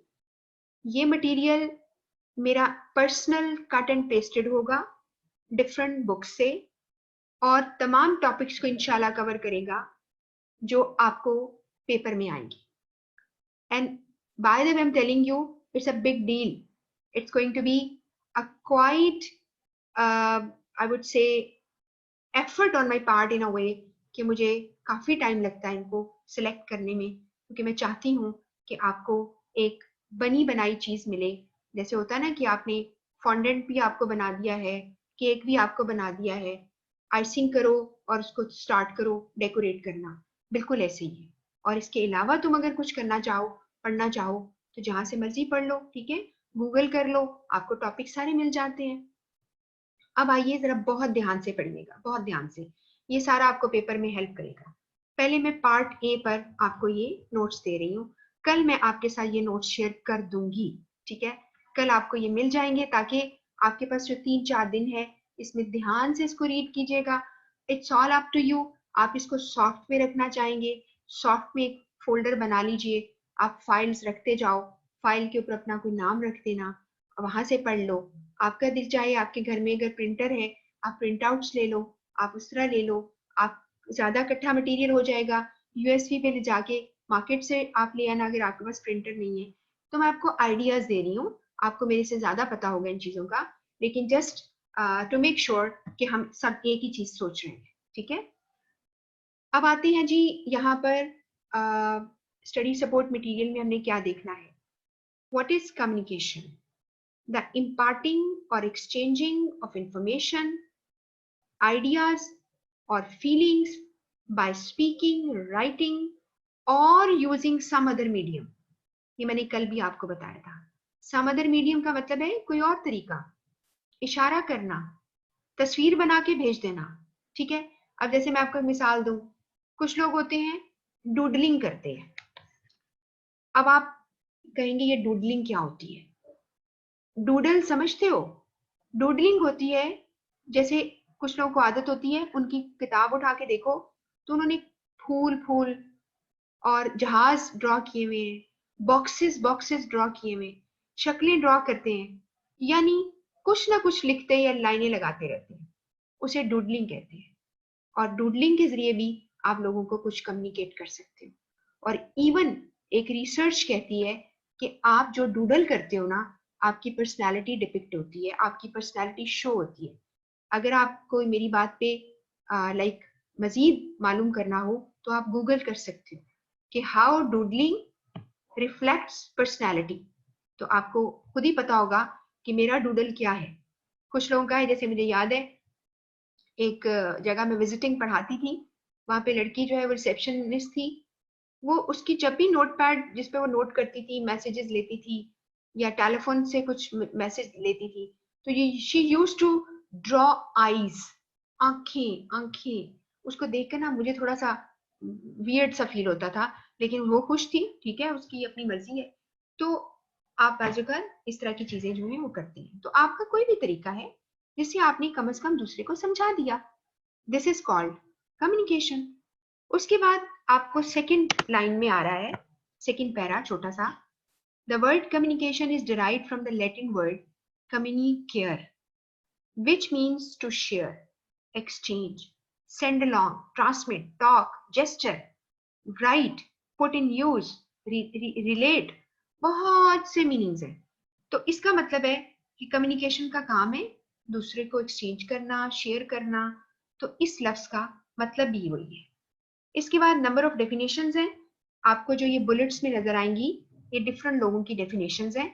कल मैंने इसमें से 2 पढ़ दी थी, लेकिन यहाँ पर बहुत से लोगों की हैं. बस आप एक दफा रीडिंग कर लेना. रट्टा नहीं लगाना बच्चों, और ना ही रट्टा लगाना है कि किसने क्या कहा. लुइस एलन ने कहा कि एमडब्ल्यू कमिंग ने कहा कि रॉबर्ट एंडरसन ने कहा. बिल्कुल नहीं याद करना आपने. बिल्कुल कोई पेपर में सवाल नहीं आएगा कि किसने क्या कहा था. ये सिर्फ मैं वैसे ही आपके नॉलेज के लिए, अगर आपका दिल चाहे तो इन लोगों को आप गूगल कर सकते हो कि ये कौन लोग थे. ठीक है, आपका दिल चाहे तो. वरना आप कहेंगे मैं समझते फारिग नहीं है ना, आपके पास और भी बहुत से काम है, आप ये चेक करते रहे किसने क्या कहा था. We are not bothered. ठीक है. तो पहली डेफिनेशन बहुत अच्छी है. Communication is the sum of all things one person does when he wants to create understanding in the mind of another. यानी सब कुछ करता है, चाहे उसे गाना क्यों नहीं गाना पड़े, वो गाना गा के सिखा देगा, है ना. मूवीज में यही होता है ना. मूवीज में हीरो जो है वो गाना गाएगा ताकि हीरोइन को फील हो कि वो कितना उसके लिए फील कर रहा है. और हमारी, मुझे याद है, my teacher, I always admire her a lot. Literary criticism पढ़ाती थी वो हमें. तो उन्होंने बड़ी मजे की एक दफा बात की थी. उन्होंने कहा कि तुमने कभी देखा है मूवीज के अंदर कि hero heroine when they are very happy, वो डांस करते भागते फिरते हैं खेतों पे, सड़कों पे, और ऊपर जो ब्रिज है उनके ऊपर चढ़ जाते हैं, लटकते हैं. कभी तुमने जिंदगी में सड़क पे जाते हुए इस तरह किसी को देखा है? क्योंकि ऐसा नहीं होता कि जिंदगी में ये नहीं हो रहा. दुनिया में ये सब कुछ होता है, लेकिन इट डजंट मीन कि सड़कों पे भागते फिर रहे हो या गाना गा रहे हो, कोई डांस कर रहा हो. असल में जो आपका डायरेक्टर होता है ना, वो अपने ऑडियंस को उनकी प्लेजर, उनकी हैप्पीनेस की पीक शो करना चाहता है उस अल्फाज के जरिए, उन एक्शंस के जरिए. तो वो ये शो कर देता है. इसका मतलब है कि आपको कम्युनिकेट हो गया ना कि वो बहुत खुश है, बहुत एक्साइटमेंट है. ठीक है.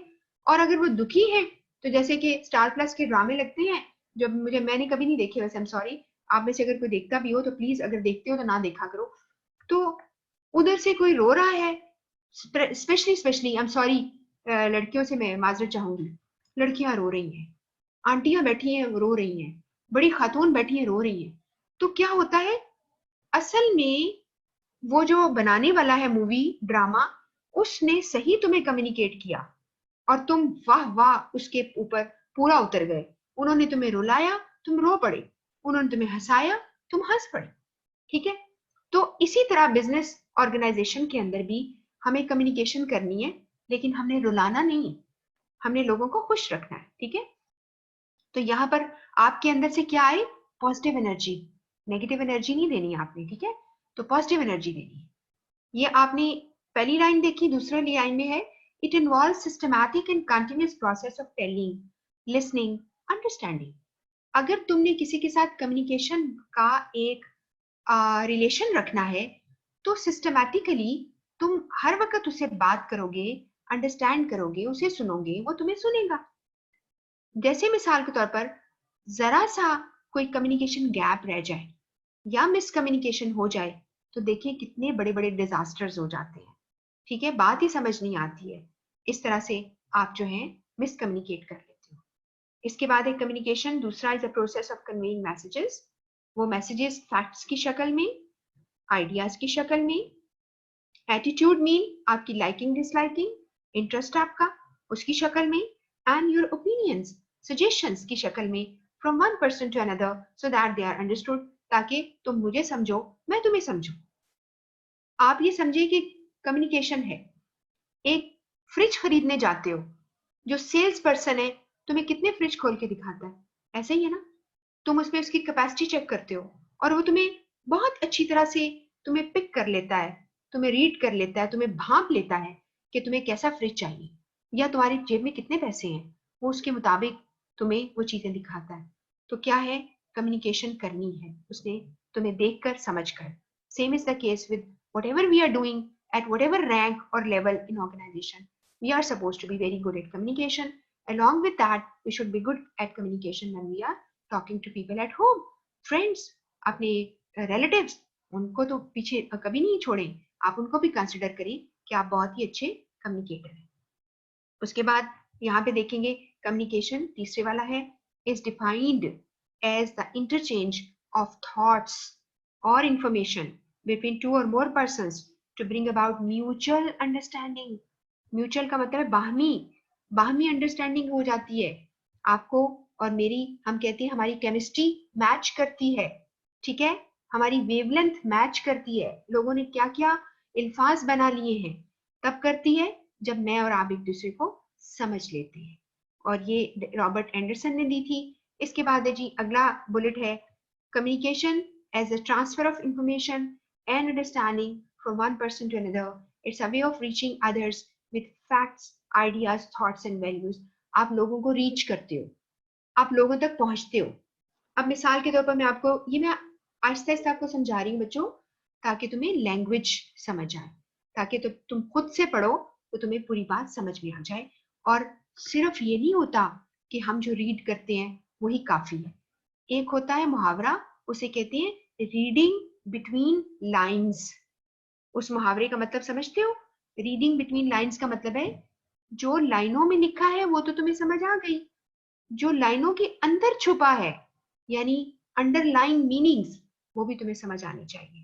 तो हमें वो बात जो है वो तब समझ आ जाती है जब हम एग्जैक्टली वो कहते हैं जो कि दूसरे को रिक्वायर्ड है। और आहिस्ता आहिस्ता हम लोगों के साथ अपनी केमिस्ट्री मैच करती है, हमारी वेवलेंथ मैच करती है। और कभी कभार एक ऐसा वक्त भी आ जाता है हम कुछ भी नहीं कहते हैं, लोग समझ लेते हैं, हम कुछ भी नहीं कहते।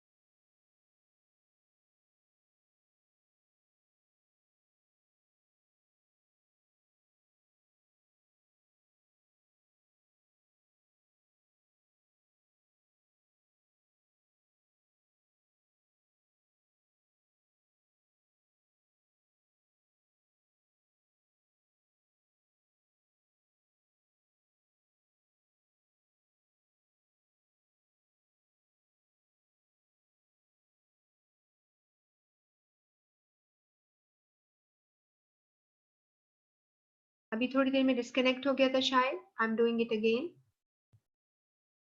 आई डोंट नो व्हाई. ओके जी, वापस उसी पेज पे हैं हम.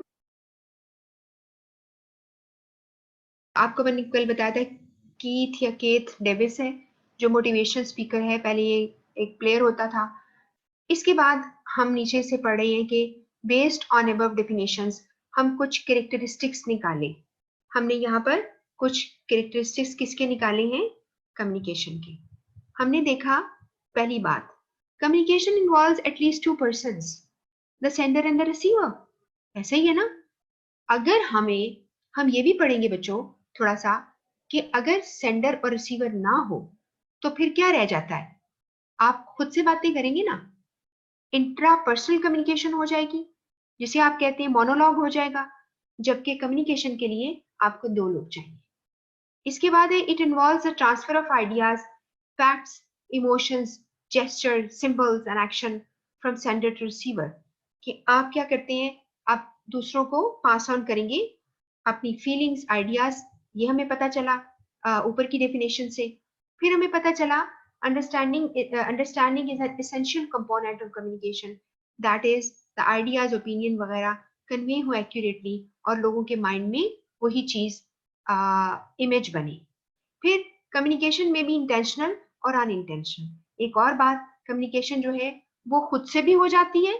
आप लोगों ने पहले उसको, मैंने आइसबर्ग की पिक्चर आपको दिखाई थी जिसमें आपने कहा कॉन्शियसली, और अनइंटेंशनल जो है वो सबकॉन्शियसली या अनकॉन्शियसली आप कहते हो बात हो जाती है. उसके बाद the purpose of communication is to elicit. Elicit का मतलब है ड्रॉ करना, निकालना. तो एक्शन को निकालना, इन्फॉर्म करना या एक्सप्रेस करना सर्टेन व्यूज, ये उसके पर्पसेस हैं. Communication is a two way process. इसके अंदर फीडबैक है रिसीवर से मिलता है, जो भी कंपोनेंट है इसका. और इसके बाद है communication is a dynamic process. Dynamic का मतलब होता है going on and on, moving on and on. और कम्युनिकेशन जो होती है कभी स्टैटिक नहीं हो सकती. ठीक है, आपको हमेशा अपने आप को अपडेट करना होता है. तो एक डायनेमिक प्रोसेस है, that is it grows and develops. आपकी और मेरी बात पहले दिन कल कुछ और थी, आज कुछ और आपको मेरे बारे में समझ आई. ठीक है, और फिर कल और आएगी और आहिस्ता आहिस्ता हम एक दूसरे को जान लेंगे. और फिर जब हम ग्रुप्स में आ जाते हैं व्हाट्सएप पे, फिर हम बहुत ज्यादा एक दूसरे को जान लेंगे. ठीक है, this is how we develop. उसके बाद एक communication systematic, that is very every component of process is affected by every other component. For example, if there is a fault in the telephone, it will affect the message receiver by the receiver. और इसके अलावा और भी बड़े मसाइल हैं. ये छोटी सी बात है ये तो, कि मिसाल का रिसीवर जो है वो मैसेज को गलत इंटरप्रेट कर लेता है, ये भी एक मसला है. तो एक सिस्टमैटिक चीज है. अगर एक ही लेवल पे रहना है तो हमें किस तरह से इनको लेके चलना है. अब अगला हमारे पास जो टॉपिक है वो है कम्युनिकेशन प्रोसेस पे बात करेंगे. ठीक है, आपने कम्युनिकेशन जब प्रोसेस पे बात करेंगे, ये सारे जो टॉपिक्स मैं पढ़ रही हूँ, स्पेशली ये वाला आप टॉपिक पढ़ रहे हैं कम्युनिकेशन प्रोसेस, और इसकी जो मॉडल इसको कह लो, इसको साइकिल कह लो, कुछ भी. ये साइकिल वो वाली नहीं है जो सड़क पे चलाने वाली, वो वाली नहीं है. साइकिल का मतलब है साइक्लिक प्रोसेस है, राउंड होता है, वो आपने इसमें है. अब इसमें हम इसको पढ़ेंगे कि ये प्रोसेस कैसे चलता है. Communication passes between a source, that is the sender, and the receiver. The message is encoded, yani encoded mean converted to a symbolic form and passed by way of some medium channel to the receiver, who translates या decode करेगा message को, initiated by the sender. Sender ने message भेजा और वो उसको decode करेगा, उसको ट्रांसलेट करेगा, अपनी जहनी कैफियत के मुताबिक उसमें से मैसेज निकालेगा. The result is the transfer of meaning from one person to another. और इसका नतीजा ये निकलेगा कि आप मीनिंग्स जो है, जो आपके मैसेज के हैं, वो एक पर्सन से दूसरे पर्सन से की तरफ चले जाएंगे. इसके बाद आपने यहाँ पर ये वही डायग्राम यहाँ पर है जो मैंने आपको स्लाइड पे दिखाई है. द सेम मैंने आपको एक्सप्लेन कर दी हुई है, मुझे अब दोबारा बताने की जरूरत नहीं है. इसके बाद इसके अलग अलग जितने भी कंपोनेंट्स हैं उसकी हम डेफिनेशन आज पढ़ेंगे. कम्युनिकेशन के कंपोनेंट्स अलग से आपके सिलेबस में है. ये आप सिलेबस को साथ प्लीज रखा करें, क्योंकि हमने वही पढ़ना है जो सिलेबस आउटलाइन में है. उसके अलावा आपको कुछ भी पेपर में नहीं आएगा. और जो मैं आपको भी बता रही हूँ ना कि बुक आपके साथ मैंने लिंक आपको दूंगी, आप वहां से डाउनलोड कर लेना। वो किताब रेफरेंस बुक होगी और उसके हर चैप्टर के एंड में कुछ एमसीक्यूज हैं और उसके आंसर एंड में दिए हैं, वो आप जरूर देख सकते हैं। ठीक है, अभी मैं आपको एक और, जब हम व्हाट्सएप पे आ जाएंगे तो वहां पर भी मैं एक आपको बुक शेयर कर दूंगी, वो आप सिर्फ एमसीक्यूज के लिए पढ़ लेना और उसके भी सारे क्वेश्चन उसके आंसर एंड में दिए होंगे। वो आपके लिए बहुत फायदेमंद होगी, वो इंशाल्लाह आपके साथ शेयर करूंगी। और तीसरा, मेरे पास जो अपना मटेरियल बहुत ज्यादा है वो आपके साथ शेयर कर लूंगी। तो आज हम मेक श्योर कि हमारा जो है कल तक हम अपने ग्रुप्स बना लें और परसों जो है हम सारे मटेरियल को शेयर कर लें। और आपके जैसे ही ग्रुप मेच्योर हो जाते हैं, whether we don't have class day after tomorrow, आपकी क्लास नहीं भी है तो कोई मसला नहीं है, आप जो है वो मेरे साथ वो कर सकते हैं। जो बच्चा डिस्प्ले करेगा अपना, मैं उसको मैसेज मैं भी कर दूंगी और वो मुझे मैं अपना नाम लिख कर, ताकि वो मुझे ग्रुप में शामिल कर लेगा। ठीक है, जिस तरह आपने बाकी लोगों के साथ किया होगा वैसे ही आप आज भी कर लेंगे। अच्छा जी, अब आप देखिए द सेंडर कौन है, कंपोनेंट एक है।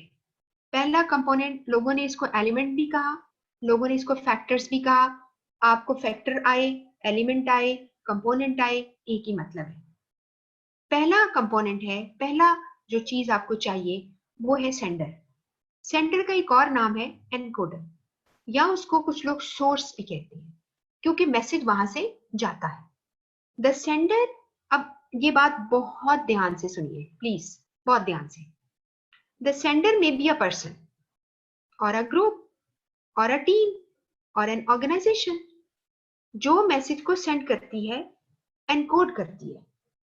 मिसाल देती हूं आपको मैं, आप एक ऑर्गेनाइजेशन की तरफ से किसी को आपने लेटर भेजा कि जी मैं हमने आपको हायर कर लिया, तो वो कहेगा जी मुझे एबीसी लिमिटेड से क्या है, कॉल आ गई है और मुझे मेरी जॉब का जो है मेरा लेटर आ गया है।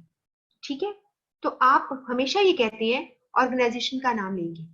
तो डिपेंड करता है कि क्या है, मैसेज तो एक ही बंदा बनाता है, लेकिन उसके बिहाफ पर, ग्रुप के बिहाफ पर, टीम के बिहाफ पर, ऑर्गेनाइजेशन के बिहाफ पर जाता है। इवन गवर्नमेंट है, पाकिस्तान गवर्नमेंट ने सऊदी अरब को कुछ कहा, सऊदी अरब गवर्नमेंट ने, जो आजकल थोड़े से मसले चले हुए, अल्लाह ताला सब मसाइल को ठीक करे, तो वहां से जी पाकिस्तान ये कह रहा है, इंडिया ये कह रहा है, आप क्या कह रहे हैं, मुल्क कुछ कह रहा है? मुल्क तो कुछ नहीं कह रहा, उसके जो हेड्स हैं वो बात कर रहे हैं, उनकी तरफ से मैसेज आया। हो सकता है मिनिस्ट्री में किसी ने मैसेज बनाया है, लेकिन टॉप पर जो अथॉरिटी है उसको गो अहेड दे देती है, तो मैसेज चला जाता है, तो उसके बिहाफ पर मैसेज आता है। सेकेंड लाइन में लिखा है, in most cases the sender would be a specific person, however reports, letters, memos and prospectuses may be communicated in the name of a team or even a whole company। अब मिसाल के तौर पर आपने दाखिला लेना है, आप प्रोस्पेक्टस लेके आते हो, आप कहते हैं जी कॉलेज ने ये प्रोस्पेक्टस दिया है मुझे, कॉलेज ने तो नहीं दिया, एक बंदे ने दिया था, एक बंदे ने उसको लिखा था, तो उसके बिहाफ पर है। तो आप कहने का मतलब है कि sender can be one person, sender can be many people, sender can be an organization. उसके बाद नीचे एग्जाम्पल दी है मैंने, for example an IT help desk may share a group email address that ensures employees can access 24-hour help using the same group email address। मिसाल के तौर पर IT हेल्प डेस्क क्या है, जो आपको आपको जो भी इंफॉर्मेशन चाहिए, आपको कोई हेल्प चाहिए कस्टमर को, उसको वो डील करता है। जैसे कि कॉल सेंटर्स हैं, कॉल सेंटर जो है 24/7 खुले रहते हैं, वहां पे लोग काम करते हैं। और अगर एक कंपनी का से आप राब्ता करते हो, से एक बैंक से राब्ता करते हो, तो बैंक के लोग कॉल सेंटर से मौजूद हैं वहां पर, वो आपको 24/7 देते हैं और एक ही ईमेल पर आप मेल करते हो, सारों की एक्सेस है, सारे उससे बात कर सकते हैं। तो ये एक एग्जाम्पल है।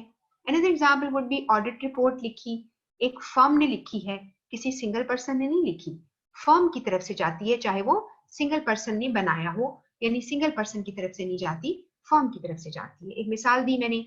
इसी तरह you receive a letter from a bank, आपका जी बैंक ने मुझे स्टेटमेंट भेजी है, बैंक ने तो नहीं भेजी, एक बंदे ने भेजी है जिसने लिफाफे में डाला और तुम्हें भेज दिया, लेकिन आप उसे कहते हैं। तो मैं आपको बताना चाह रही हूँ कि सेंडर जो है एक बड़ी टर्म है इसमें कि आप कहते हैं कि जो मैसेज को भेजता है।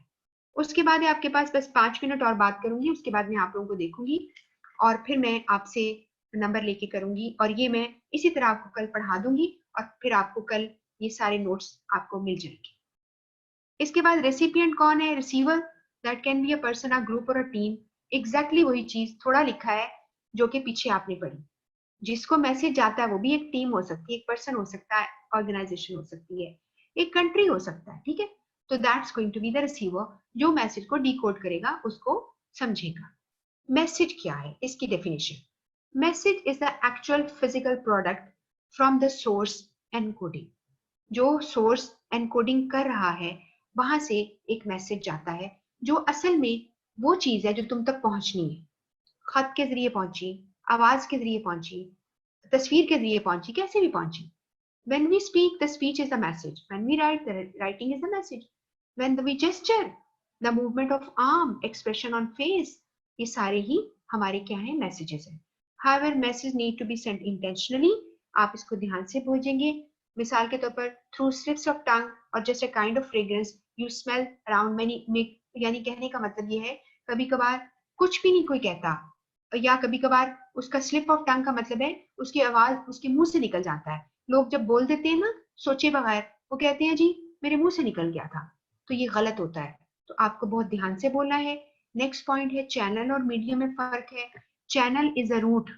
एक और चीज बता दूं आपके पेपर के लिए, हो सकता है एग्जामिनर चैनल और मीडियम को इंटरचेंजेबली यूज करे। मीडियम कह रहा है तो चैनल कहना चाहता है, चैनल कह रहा है तो मीडियम कह रहा है। इट्स जस्ट ओके, हो सकता है। लेकिन जो टेक्निकल फर्क है कि चैनल एक ब्रॉडर टर्म है। चैनल इज अ रूट या राउट कह लो, which the message is transmitted from the sender to the recipient. Example उसने दी है यहाँ पर कि एक एग्जाम्पल है लेटर। लेटर एक मीडियम है, ठीक है जी। आप कितने चैनल से इसको भेज सकते हो? टेलीकम्युनिकेशन के जरिए, टेलीफोन पे बोल दो, सारा लेटर पढ़ के सुना दो। दूसरा इंटरनेट है, ईमेल कर दो, लेटर तुमने ईमेल की कर दी। पोस्ट कर दो, आप डाकिए को भेज दो, आप उसके साथ चला जाएगा।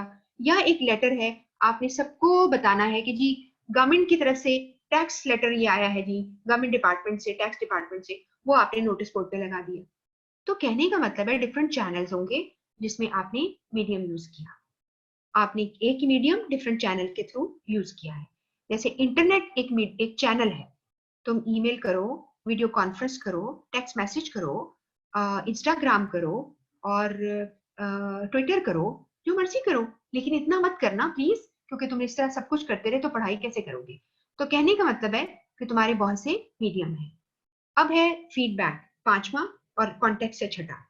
फीडबैक जो है वो है कम्युनिकेशन प्रोसेस के अंदर refers back, it feedback refers to a response from the receiver. ये डेफिनेशन है, which gives the communicator an idea of how the message is being received and whether it needs to be modified. इस message जो है वो कैसे आया है, क्या इसको मॉडिफाई करना है, जो कुछ भी करना है, जो भी तुम रिएक्शन दोगे, that's your feedback. Feedback is essential in communication so as to know whether the recipient has understood the message in the same term as intended by the sender, or whether he agrees to chat to that message or not. It makes communication meaningful. It is the end result of an idea and makes communication a continuous process. Feedback की बहुत importance है कि उसके बगैर आगे बात नहीं चलेगी। साइकिल रुक जाएगी, जो शुरू में ऊपर साइकिल मैंने गई थी ना, ये वो रुक जाएगी। Last है जी context. It refers to setting in which communication takes place. The context helps establish meaning and can influence what is said, how it is said. There are at least 4 aspects in this regard: formal versus informal, confidential versus non. ये सारा कुछ कल बताऊंगी, ये इसके ऊपर detail है, कल बताऊंगी, इस तरह समझ नहीं आएगी। अब आते हैं जी, जरा आपकी तरफ आ जाते हैं। ये आपसे मैं जरा चेक कर लूं कि किस किस बच्चे ने, किसी बच्चे ने अपना फोन जो है नंबर दिया हो शुरू में, तो चेक कर लेती हूँ। अच्छा जी, ये है, बच्चे का नाम है SHANAWAR, शानावार, आई डोंट नो कैसे बोलना है, वफा, इन्होंने दिया है। इनका नंबर जो है ये मैं यहाँ से ले लेती हूँ।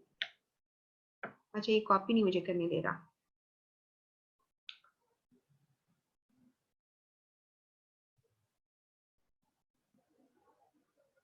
अच्छा, एक बच्चा पूछ रहा है डाउनलोड कहाँ से होगा। मैं आपको लिंक देने लगी बेटा, मैं आपको लिंक देती हूँ, यू डू इट। अच्छा जी, आपका जो नंबर है हम इसको जरा रख लेते हैं। ये इन्होंने एक अलीशा नायानी, आ, ये इन्होंने एक नंबर दिया है।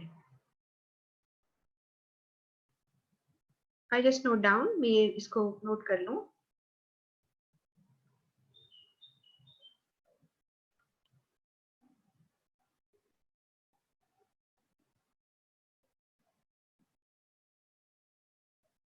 अच्छा, अच्छा बच्चों आप ऐसा करें कि सारे बच्चे जो हैं they can also write down ये नंबर जो है इन्होंने ऑफर की है व्हाट्सएप के लिए।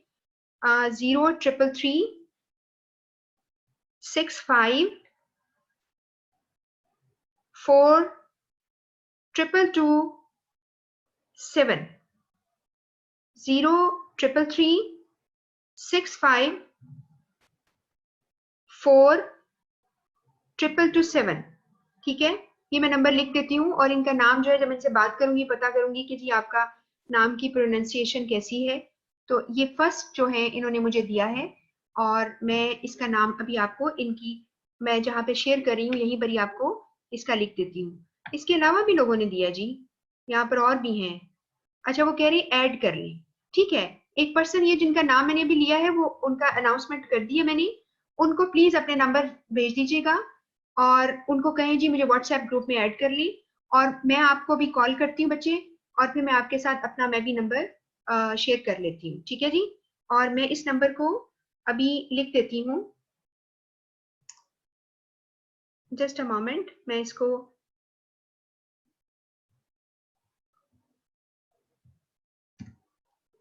जी बच्चों ये देखिए जरा, मैं स्क्रीन के ऊपर इसको लिख रही हूँ, ऊपर जो आपके पास नोट्स खुले हुए उसी पर ही। Number is 03365422227।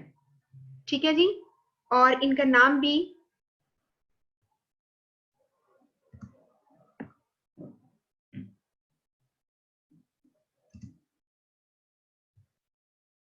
SHANAWAR, मुझे लगा ये नाम है। अगर ठीक हूं तो सही है या गलती है तो आई एम सॉरी। मैं एक दफा फिर चेक कर लेती हूँ आपकी चैट से।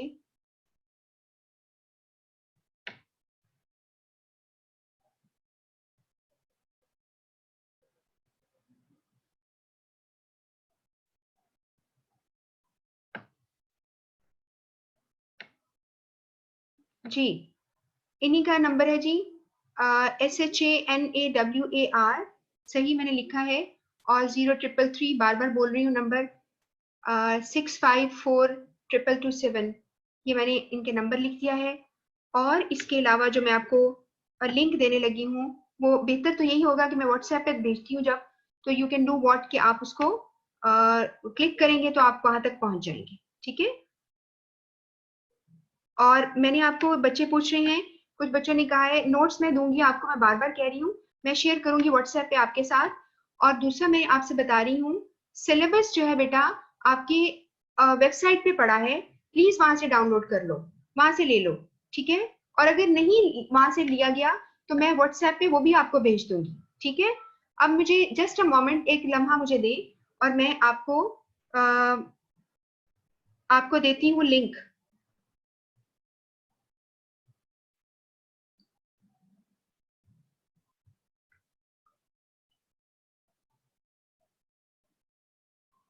Just a moment.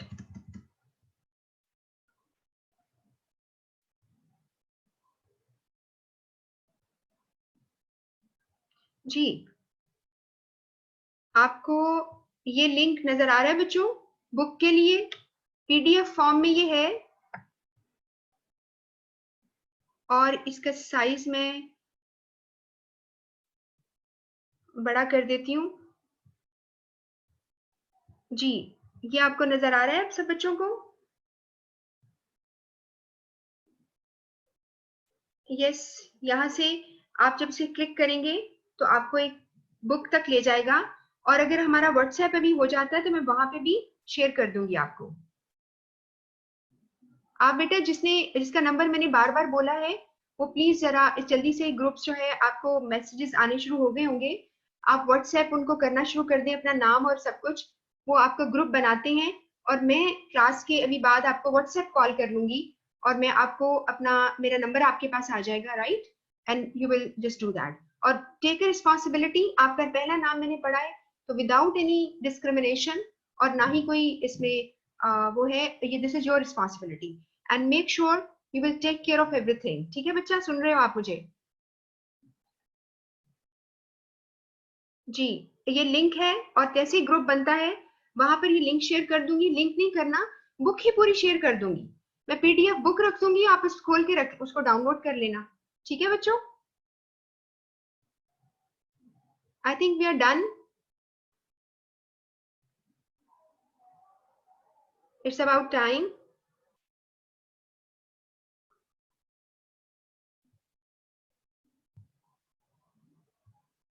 Okay, 2 minutes में मैं चेक कर लूं और कोई आपका कोई क्वेश्चन तो नहीं है?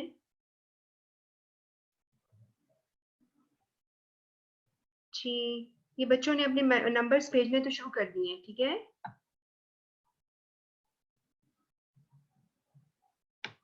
अभी हमारे ग्रुप में आई थिंक किसी ने कहा है सीआर और जीआर के लिए, तलहा हुसैन पूछ रहे हैं। तलहा, हमने अभी सीआर ही हम करते हैं, और आई होप इंशाल्लाह कि बच्चा जो है वो टेक केयर कर लेगा, जिसने अपना नाम दिया है। आप उसको अपने सब लोग भेज दो। अच्छा, गर्ल्स से कि हमारे लड़कियों का ग्रुप बना लें, बिल्कुल ऐसा कर सकते हैं आप लोग। तो अभी वैसे आपके एडमिन से मैंने बात की, मैनेजमेंट से, they were saying they are you're making groups together, like बाकी सब्जेक्ट्स में ऐसा हुआ है। आप मुझे प्लीज जरा कंफर्म कर दो। मुझे किसने ये बात कही है? आयशा जाहिद ने कही है ये बात। जी, आयशा अभी मुझे करो तुम जरा, अब मुझे अभी बताओ कि क्या मुझे मेरी बात समझ आ गई आपको, या फिर मैं आपको कॉल करके तो फिर मैं गर्ल्स का ग्रुप अलग बना लूं? पहले आपने कहा कि ये नंबर अलीशा नयानी का है, अभी नेम आपने शनवार, जी शनवार का है। नहीं नहीं, मैंने उसका मैसेज सिर्फ पढ़ा था बेटा, मैसेज पढ़ा था।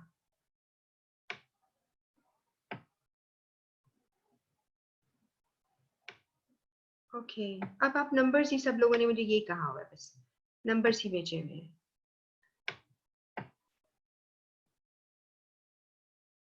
अच्छा, अलीना इज सेइंग, अलीना कह रही है कि I want to become CR. अच्छा, लेट्स सी, अभी ये बच्चा अगर जिसको हमने नॉमिनेट किया है, अगर उसमें कोई ना वो कर सका खुदा ना खास्ता, तो फिर हम देख लेंगे, चेंज कर सकेंगे, ठीक है।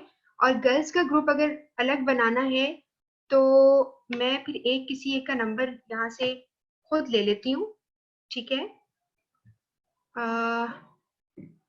आई जस्ट सी के कौन है। अलीना का नंबर ले लेती हूँ, आई चेक अलीना, यस।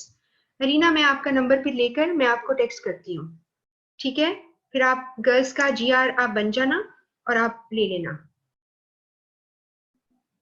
मैं आपका नंबर ले रही हूँ, मैं बोल नहीं रही, यहाँ नहीं बोलूंगी।